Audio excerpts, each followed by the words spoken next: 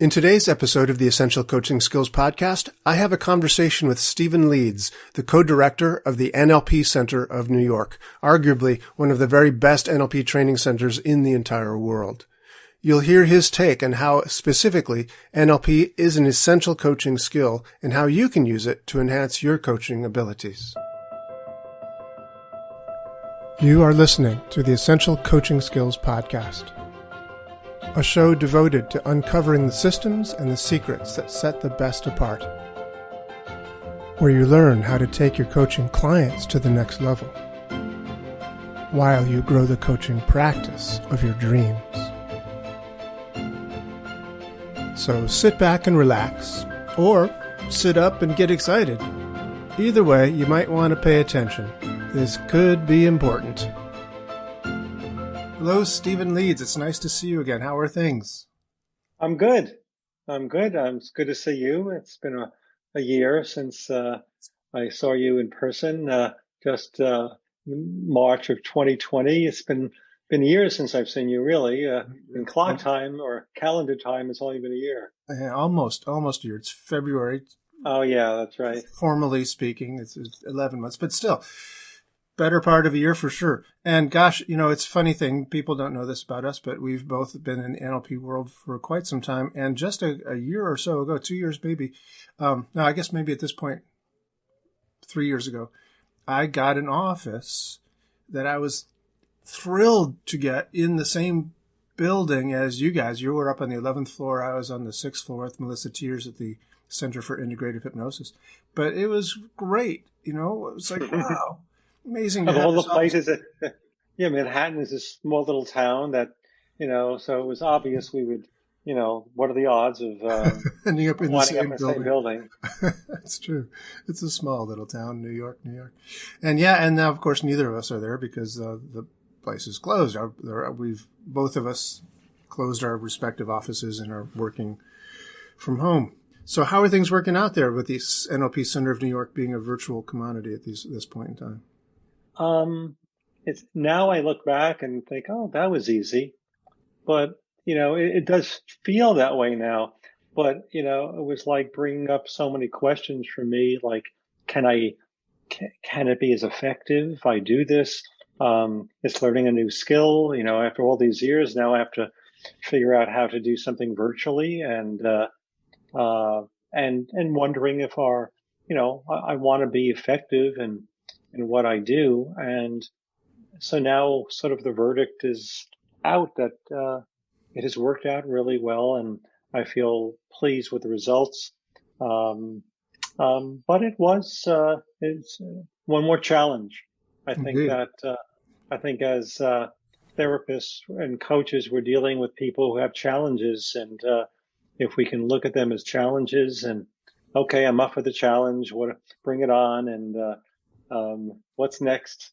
And I had a friend of mine remind me that, over the years, I have reinvented myself, having gone from a teacher to a therapist, coach. I did have to reinvent myself. So I actually feel it's kind of given me, I was looking for a challenge. Good. I went to China to teach in December of 2019, and I figured that would be a big challenge. That'll last a while, and then this came up, so it's been good. China came to visit you. Hey, so yes. Interestingly, the NLP Center of New York, I have thought of as one of the better places to learn NLP and hypnosis, certainly in New York. You and your wife, Rachel Hott, have been running this center for quite some time. And for most people, I'm guessing, listening to this podcast, the coaching is, for many people, always been virtual. I learned coaching, as an example, from Thomas Leonard over the phone. I only met the guy once, at a seminar where we were both presenting at a particular seminar. I didn't learn from him in person ever. It was all over the phone, telephone, with Thomas Leonard back in the 90s. How much of your work has been training, and how much of your work has been coaching, would you say, since, I don't know, past year or so? I'd say, it's been a real balance, a mixture, which I like, um, to be in, wear both hats. So yeah, it's been pretty much, I do both. And obviously I'm demonstrating different coaching skills when I'm training. And when I'm working one-on-one, it's not, as you know, when you're coaching someone, or as I'm also a licensed mental health counselor. So, whether it's confirmed as therapy or coaching, uh, it's also teaching. So, when you're working with someone, you're coaching them, but you're um, helping them become their own coach. You're teaching them how to coach themselves, and Mm. how to be self-supportive. So in a way, when I'm teaching, I'm coaching. When I'm coaching, I'm teaching, and they overlap quite a bit. That's fascinating. That's a great frame as well. It's one I'm really happy to hear you say that, because I've often felt that. In fact, I've often felt that I'm not so much a therapist as I am a teacher when I'm working with people. I'm teaching them how to use their brain. I'm teaching them how to think differently. I'm teaching them how that, life can be different than the way it has been sort of dished out to them in some ways. For you, when you do coaching, is it, you said you're a licensed health professional. Is it different to you from therapy? Is it coaching different from therapy? I'd say first of all, I know the answer will differ for who you ask Well, I'm and their asking you, Stephen definitions. Leeds. I know. So I'll give you my answer. As I do think of um, NLP as much. It kind of teaches. Uh, I think therapy. I think of it as more in depth. Coaching and NLP have in common the idea of behavioral change. It's not just, it's like, what is your goal? Um, what do you want to achieve? And I do think, um, in coaching, you have goals, career goals, exercise goals, eating goals, things you want to do differently, changing certain habits. Um, in NLP and in therapy, I am actually saying, what is the internal shift that you want to experience right now? Um, so you wouldn't have a goal the goal may be to ride an elevator without fear if you have a phobia of elevators, but the more therapeutic intervention is to feel fine about elevators, to be able to feel safe, to feel confident, to feel uh, and so it's a shift in state. So I think though that in therapy, you're looking at old habits, maybe going back in time, revisiting the past, revisiting, finding out what resources you need, from previous experiences. So at least maybe some coaches I've met don't have um, uh, the skills uh, of exploring past, and um, changing personal history, as you know about. Um, uh, but the more I'm teaching people coaching skills, or who have coaching skills, they basically start to becoming more and more and more similar. That the person who's excellent at working with people can do both, and has both skills to draw upon, and to help a person create a better future.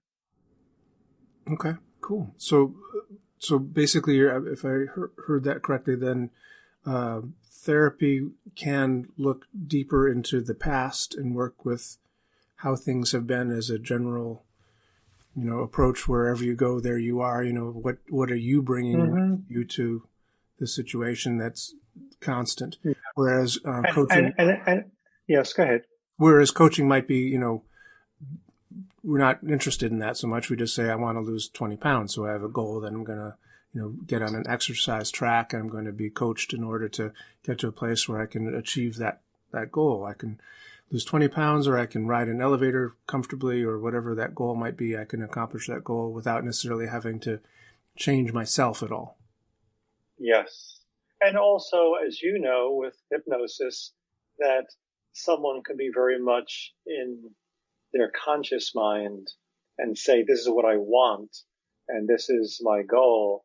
And yet, on an unconscious level, there's a lot of resistance. And I think with NLP, with hypnosis, with therapy, I actually find that I work so much with paying attention to the resistance and get curious as to, I'm getting curious as to, as you know, what is the positive intention of the resistance, of really supporting, that as if there's two people. There's the person who says they want the goal, and then there's the person who is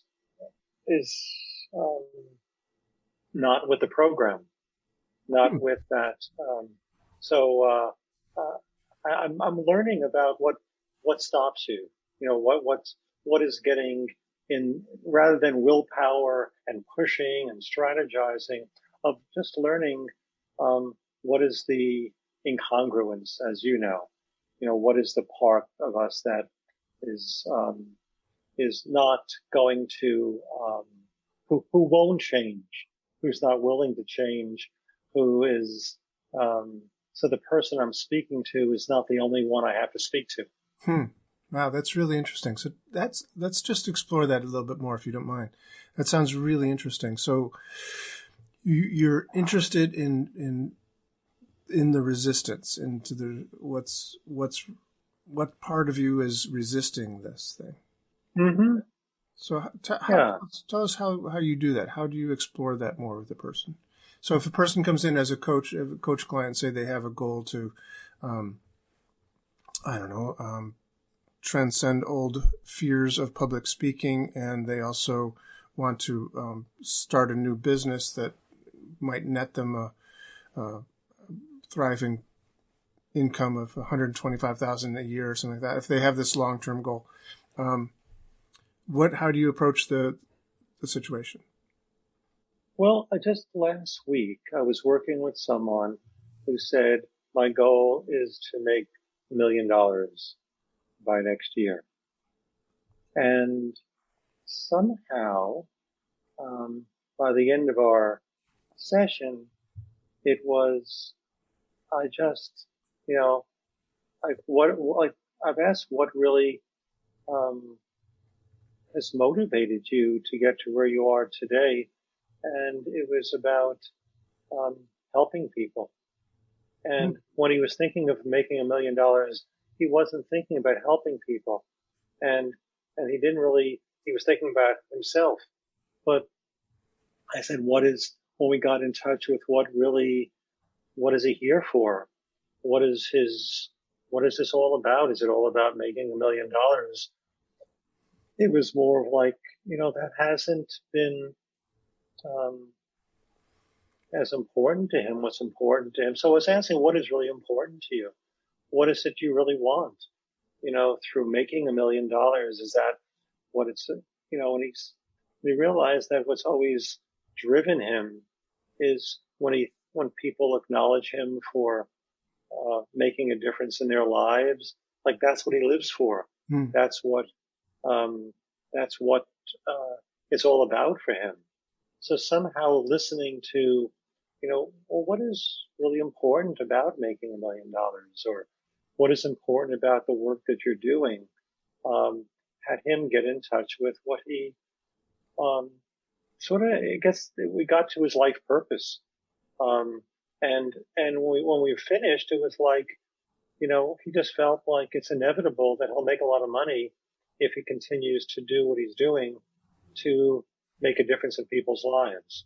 and making a contribution. So where it started out, I want to make $1 million. It's like I want to be effective at making a difference in people's lives. And that was really congruent. There was no holding back from that. It was like, that's what I want. And he kind of ended the session feeling motivated and excited about how he's going to make that happen. Okay, cool. And was it for you, as coaching, like a one session sort of thing where somebody comes in, they do a session and they're done, or how does it work for you? Well, some people do that. Some people come in for one session and it's done. And some people want some ongoing support, and I can see a person weekly for some months. That happens too. This particular person actually was in a course that I'm offering now. It's called Beyond Technique, where a small group, many trainers, many coaches are in the group, and I'll work with one person rotating. And so it's something new. I've always, when I'm teaching a class, I'm teaching a technique. You know that. You've taught the phobia technique, and you've taught the 6-step reframe, and you've taught changing personal history. But then you go in and you're working with a person one-on-one, and you're not thinking about, at least after a while, you're not thinking about which technique am I going to use, that they're all there at your disposal. And you're curious, what is happening for the person, and whatever technique, or maybe a new technique kind of shows up. So that's what I was doing with this group, kind of, and it's freeing for me because most of the NLP classes I'm teaching a particular technique, and here I'm just demonstrating different coaching skills. I think that the most important piece is if you know where you're going, be careful. Because if you think you know where the person should be or needs to be, even if they tell you that, to stay curious in that moment, because the person may be, it's like just asking the question, what does this person need? What is this person communicating? What are they asking for? To stay open to that. Once you think you know, that once I think I know, that's when I can get into trouble. That's interesting. Where I keep staying open, staying curious as to what's emerging and what's coming next, so that you don't miss it. It's easy to miss what's happening in front of you if you're thinking a few steps ahead of where you want to take this person. Yeah, that's great. That's great. So that's really interesting, Stephen, because that really sort of brings me to the idea of, a coach who has been at it as long as you have, who has, a level of expertise that is beyond somebody who has just, gotten out of Coach U or wherever they got their coaching from, to go beyond the technique, as your course is called, Beyond Technique. It's not just learning this technique or that technique or this process or that process, but it's being with that person, as our colleague Stephen Gilligan would say, to be, to be in that coach state, to be down into that state and just be present and hospitable to whatever they bring, welcoming of whatever it is that they bring. It's really an important thing to have that. And I'm wondering if for you, if that is kind of the difference between where one would say is there's a beginning coach, maybe a competent coach, and getting to a level of a, dare I say, master coach? I would say it's great. I think we all need some. So the answer is yes to your question about the distinction between starting out. I think we all need some concrete techniques to feel like we know what we're doing. Okay, I do this. If this happens, I do this. If this happens, I do this. So you're having a sense of knowing. And then there's a point at which you've worked where you've memorized the techniques. And that's when you can get to a place that Erickson, when he set his favorite time of the day, was when he tried a technique and it didn't work the way he expected it to go. He got excited. It's like, this is new. I'm about to learn something new and different, and I wonder what's going to work here. So it created that. He was trusting that he didn't know what to do, but he was trusting that it could be known, and that between the two of them they'll figure it out. And I do think that between us and our unconscious, we'll figure it out. That between there your is a solution. conscious and unconscious and your client's conscious and unconscious. Yes, yeah, it's there. It's the idea in NLP. We have all the resources. They exist. Let's figure out how to access them. What are they? They're there. I think with new students, they question whether that's true. And they're doubting whether they have the resources or the client has the resources. But by paying attention to what the person is, I had this one client last week who was looking for answers, and I knew he is wise, and he is knowledgeable, and he is experienced, and also I knew it would work to use a metaphor, the sensei, the master, the teacher. And all I did was asked him to be that sensei and be the teacher and connect to what it's like when he's in that place of knowing and he's focused and he's calm.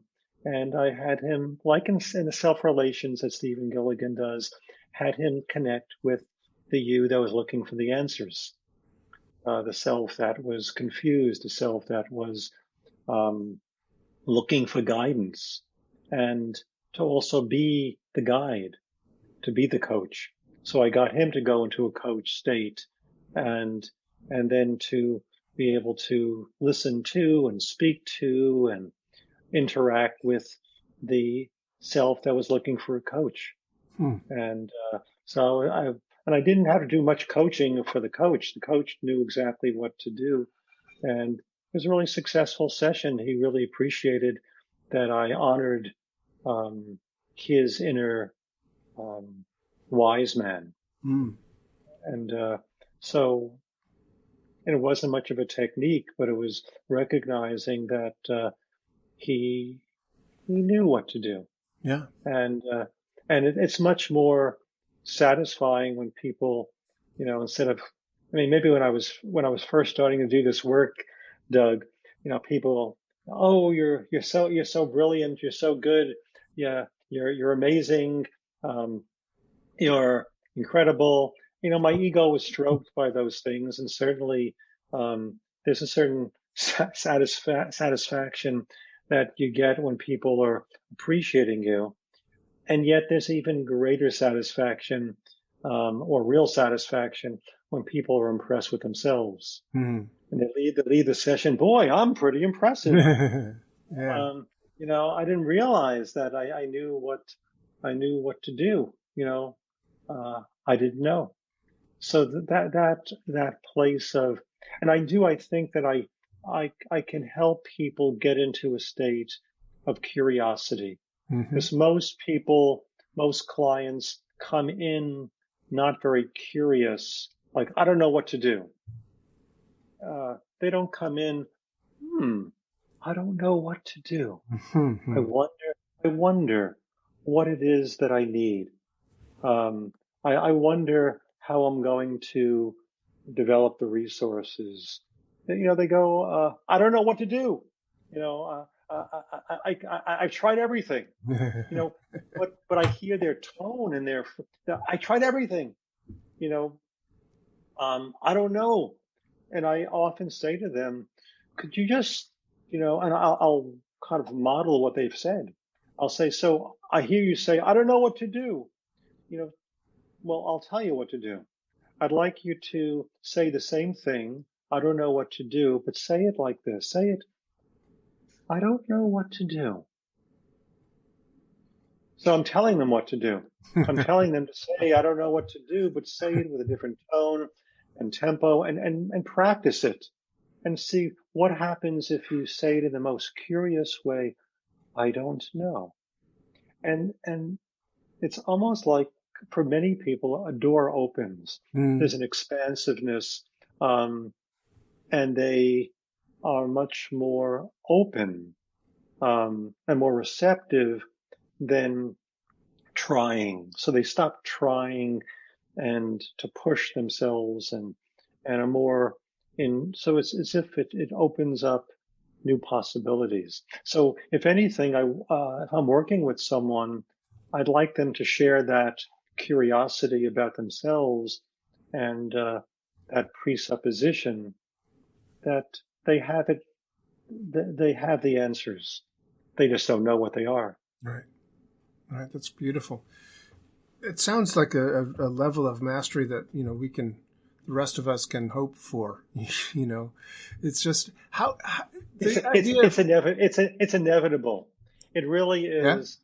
It's inevitable. All you have to do is keep doing what you're doing, and being honest with yourself. And when you don't know, and when you do know, to appreciate, not to be so humble and say, Mhm. "Oh, I do know these things, but there's a lot I don't know," Do and you that's think that okay. it's useful for a coach to have a coach of his or her own?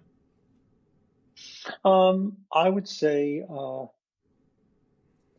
yes, not necessarily all the time, but I think we all could use some perspective. I think that we all lose perspective and find it again.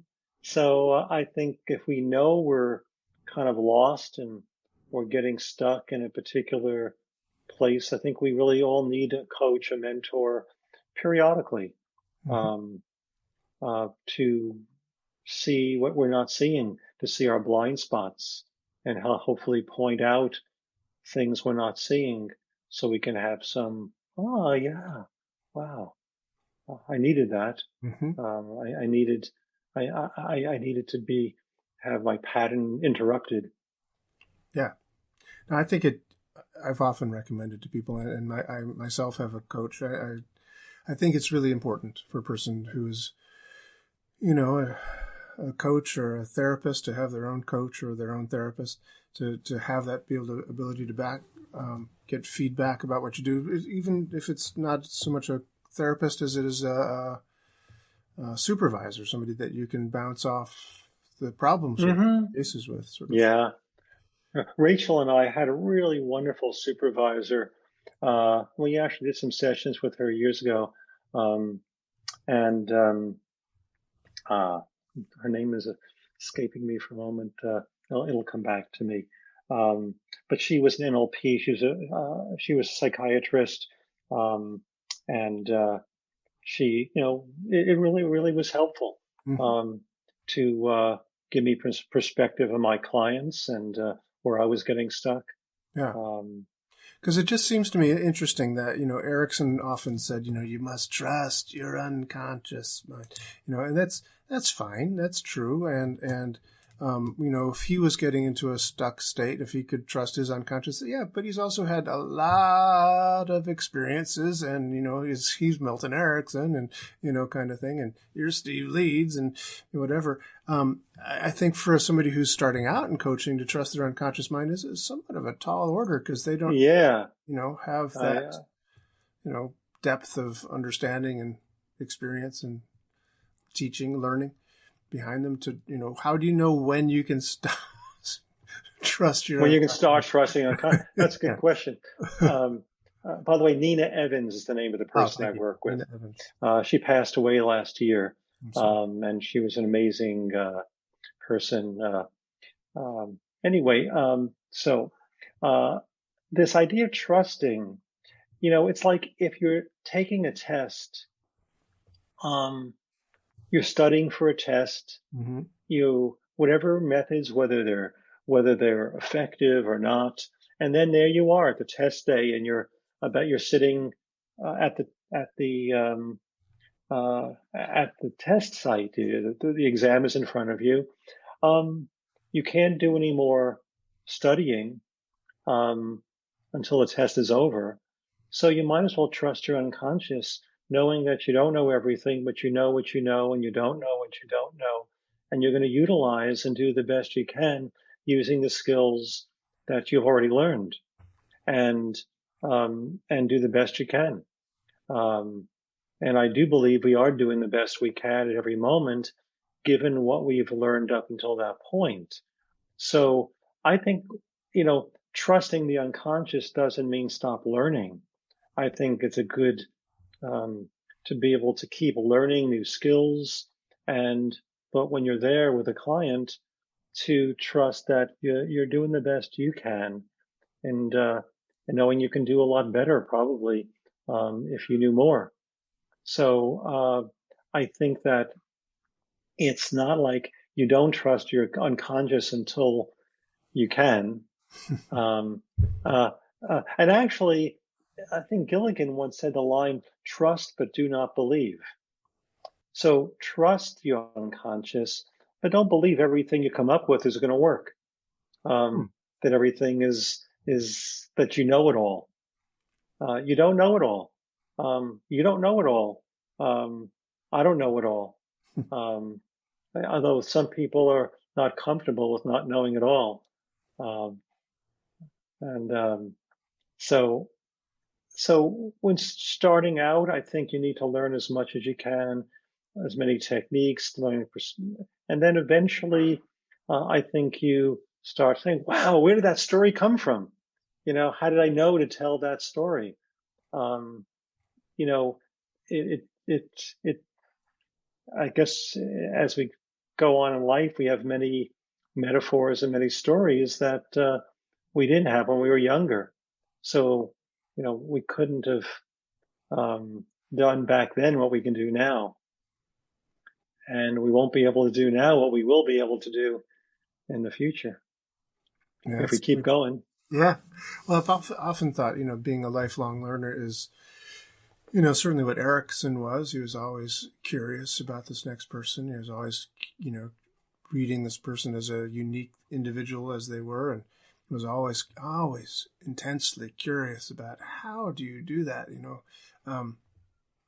never satisfied, in his learning. It's amazing to look back on his early days of how he was so studious, in his work ethics, to really learn all those techniques that nobody knew up until that point. He was making them up in a way as he went, but his efforts to write out all those different transinductions to get it down to the right thing that you had to say, and then eventually abandoning all that and saying that and you just said it, he was never satisfied. You've just reframed dissatisfaction. That dissatisfaction is a resource. Mm-hmm. He was never satisfied, and it drove him. It motivated him to this thirst for knowledge. I sometimes think, Doug, people come in. Can I make money doing this? Can I see clients after a week training? Can I see them after a practitioner training? You can, but I hope you're not thinking that that's what you need to then open up a practice and then you can be satisfied. That's not. Some people want to get the credentials and not necessarily have that thirst for ongoing exploration. And what you said about Erickson is beautiful. I know you're like that too. It's never done where, okay, now I'm satisfied. I've learned all I need to learn. No, not at all. But tell me about that. What could a person expect? I mean, part of this podcast is the secrets and systems that set the best apart, both for being a good coach, which is mostly what we've been talking about so far, but also what is essential for a person to be able to make a living as a coach? How can they go out there and yeah, make money as a coach? What do they need to be able to do that? Well, it's interesting. I sometimes think that I was naive when I was younger. Aren't we all? Maybe. Uh, so I started, seeing clients in the late 70s, Hmm. um, and and I had a belief that if I really learn this, all that's available to me, that I'll be successful. That I just trusted if I keep learning, if I'm good at what I do and I produce results, then I'll be successful. And I look back and I think, was I being naive? Well, it turned out okay. It sort of, it's like, oh, I guess that I was right. But, um, but I also think that, everything else was like, building a practice, building, um, a center. It was just kind of one step at a time of how do I market? How do I, and I guess it was asking questions like, how do I market it, and look for the answers, and do whatever I needed to do. I modeled, um, you know, look, I started out, you know, marketing things when it was all through the U.S. Postal Service. And, that was what I had to do until the internet came along. And then it's like, well, how do I get a presence online? And so I think I kept on looking at, what's the newest way of conveying, of communicating. Because there was a point of, it was all word of mouth when I first started. And now it's not just it's word of mouth. That's um, in the past 10 years, I actually haven't taken on any new clients that haven't asked for me directly. Um, so I basically, um, my practice sort of at some point, it was word of mouth, um, when I didn't have to, um, market in that way. But until then, it was, referrals was a lot of, and again, trusting if I'm doing really good work, if I know what I'm doing, it's like, what is that? Field of Dreams, build it and they will come. Hmm. The sense of, if I have something to offer, um, people will want it. Yeah, I think that's true, and I think that it might take a long time, and maybe people don't have the fortitude that you have had to wait as long. So it sounds like That's a good point. How long do you wait? yeah. Sounds like marketing though has been a very important piece for you. You used to market by mailing things out through the postal service, and then you got into the internet and how to develop a internet presence. And so, would you say that that's an essential skill for a coach, is to be good at Yeah, marketing? yeah. And so, Um, what's a way that a person can do that? How does one learn to market effectively? well, I think you want to ultimately, um, have exposure. You want people to see you, to hear you, to, experience what you do. Um, and, um, obviously, I mean, the one thing we haven't done is put out a lot of videos. Um, Probably we've been more successful if we had. Um, at this point, it's like having people come in and do for free evenings to come in and meet us and ask questions. So, having a web presence, having, we have used Google AdWords, in terms of a marketing tool, pay per click. Hmm. Um, Tony Robbins, he started out before the internet, and he was doing these infomercials in the middle of the night. Um, Yes. so he was paying for people. I guess that was a great marketing, thing at the time it didn't cost as much money to have these infomercials at night. he filmed them, and he got exposure. And for us, I think having people contact us, seeing some of our, as I said, these free previews to So ask these free questions and get to previews, know you us. do those online? I mean, people don't come into your office anymore. First, your office doesn't exist, and second of all, everything's virtual these days. So are you still Yeah. doing free intros online? Yeah. Once a month, once every 2 months. Oh, yeah. Cool. Yeah. Like what? Like what's an example? Intro to NLP, intro to are you having intros to coaching, your coaching practice, or intros to? Basically, we up until now, and it's changing actually. We've done like a 90-minute intro to NLP, a free intro, a 90-minute free intro to hypnosis, and it becomes it's not a lecture, it's a discussion. It's each group is different. They have different questions about it, so it's question and answer. Um, and maybe some exercise we do with the group, so they get a sense of what we do in a class. They can ask questions about coaching.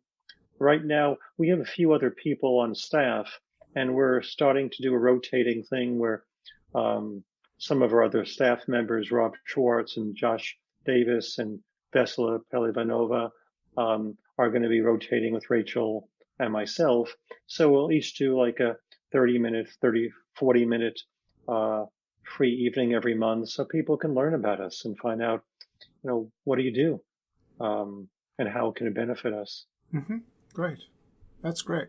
So that's really valuable information. Thank you very much. Because that is something that's unique and that is free, so people can get there. So they're getting value for nothing, but their investment of their time. But it gives them a taste of what you have to offer and makes them say, "Wow, yeah, this is really valuable." Mm-hmm. So a lot more. So that's great. That's and better also, than a commercial, I would say. Also, something I did, Rachel, I wrote a book, which it was like I waited for we've written one book and we co-authored another book, the book NLP, a changing perspective. And one thing about the book, it was once we started writing it, it was easy. I never knew what I wanted to write about until after about 30 years. Maybe not that much, about 25 years, we decided, I wanted to talk about what we do.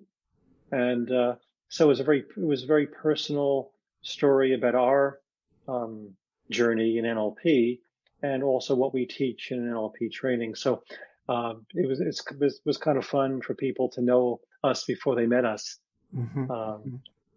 which was interesting. They knew our stories. They knew some of our experiences. So I think that writing a book is also a great way to demonstrate, how you think, how you train, how you coach, so people can get a sense of you. Okay, great, good, got it. So that's beautiful. Thank you. That's excellent information. Hey, I have a question for you. I know when both of us, we started out, it sounds like you started off a few years before I did even. It's hard to meet somebody who's been around as longer in your case. But the model for many, many years was that you teach an NLP practitioner course. In the old days, it was like 28 days. And how long were your practitioner courses, or are they still? Initially, there were 24 days. Wow. And now it's 15 days. Okay. Yeah. So mine are 14. Well, But then the practitioner would be followed by the master practitioner, which is another 14 days or 15 days. And then there'd be a trainer's training. And people who got trained as trainers of NLP would then start teaching their own practitioner courses and their own master practitioner courses and stuff. And that was kind of it. Not a great model, but nevertheless, it was what it was. Do you guys now teach coaching? Do you do NLP? Like, can people get certified as a coach via the NLP Center of New York? We don't do that.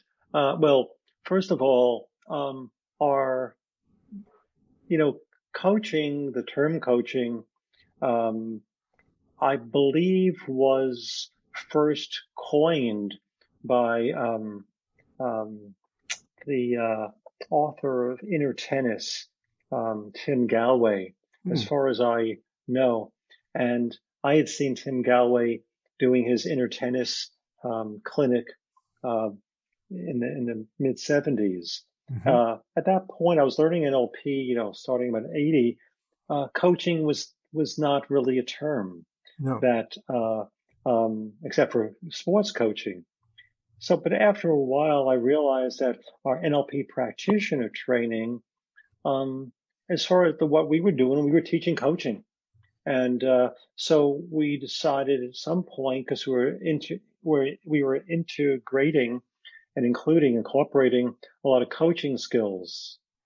So we now call it the NLP coach practitioner training. Uh-huh. And, and so therefore, when you finish so it's a NLP coach practitioner, NLP coach master practitioner. So it is a coach practitioner training, I and see. we're certifying people in that. As far as the trainer's training goes, for pretty much for most people, it's like a 4-year program Hmm. after finishing practitioner. So it's not just taking a week-long trainer's training.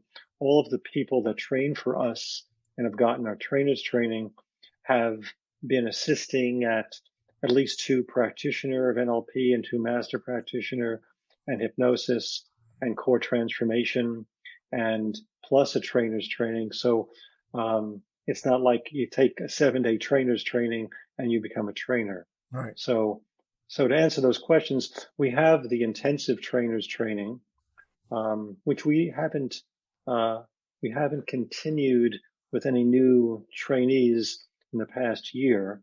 And then we have the coach certification. So Although is the coach certification different from what you taught before as just uh, practitioner? it's it's evolved, I'd say, and incorporates um, uh, more um, skills for coaching. Now, Rob Schwartz, a good Hmm. friend of ours and one of the trainers at our center. Sure. And Rob has done a separate coach training.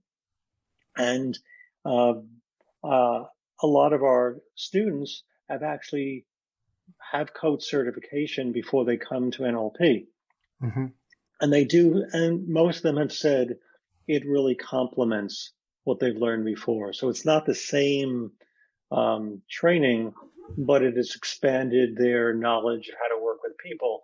And then I definitely suggest if people do NLP that they can learn a lot from going to a coach certification that's not NLP. Hmm. So I do think that I think for any good coach, I think NLP is an essential piece of their coaching training, but not necessarily not a replacement for coach training. That's very interesting. Thank you very much. It's the first time I've heard anybody say it quite just that way. That's really great.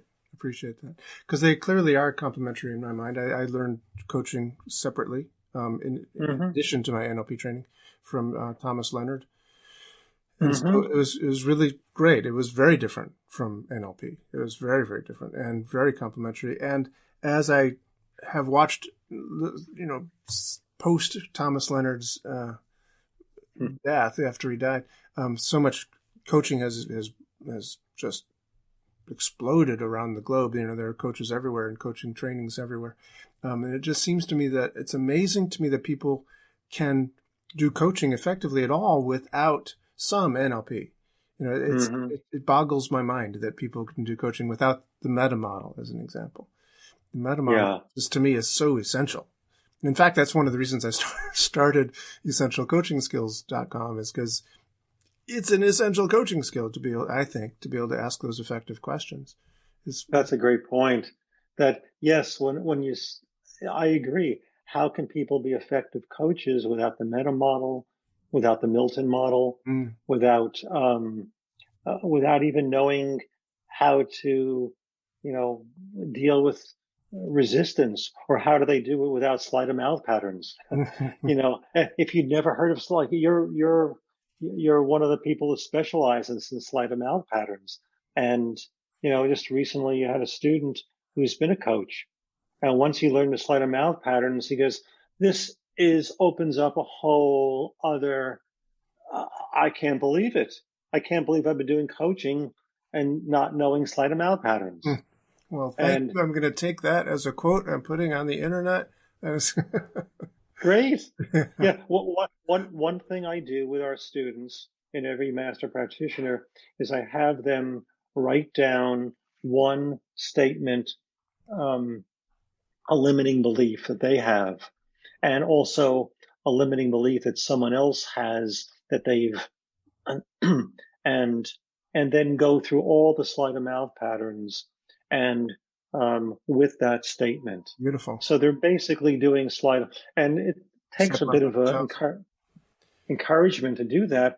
But, so they're just sitting there and you're looking at your own statement, and you have to challenge your own statement in each of those categories, reversing the presupposition and, redefining the criteria, everything. And they finish and they have their whole mind is, wow, I can't think of it the same way anymore. So I do think there's a lot of NLP that needs not just to know or read about, but to practice, particularly something like the ones we mentioned, sleight of mouth, meta model, Milton model. Stephen Leeds, this has been a very, very wonderful discussion. Thank you so much for doing this with us. Can I just ask real quick, where do people find you if they want to find you specifically, or the NLP Center of New York? I will give you, it's our website is nlptraining.com, nlptraining.com. Excellent. And they also, if they prefer phone or text, it's 212-203-5076, 212-203-5076. I've memorized that phone number. It's the only one I know. 212. Wow, nobody has those anymore. That's great. Oh yeah, I was lucky, and my cell phone. So anyway, those are the best ways, and it is the NLP Center of New York, and our website has all our courses, and both Rachel Hott, who's a clinical psychologist who you've interviewed here, my partner, she and I do the coaching and training, and so that's how to get in touch with us. Fantastic. Well, thank you very, very much. You're welcome, Doug. Thanks for having me on your podcast. Well, that's our show for today. Thank you so much for joining me. If you want any more information about today's show, please visit our website at www.essentialcoachingskills.com. Be sure to tune in again next week for our next episode and discover even more about the systems and the secrets that set the best apart.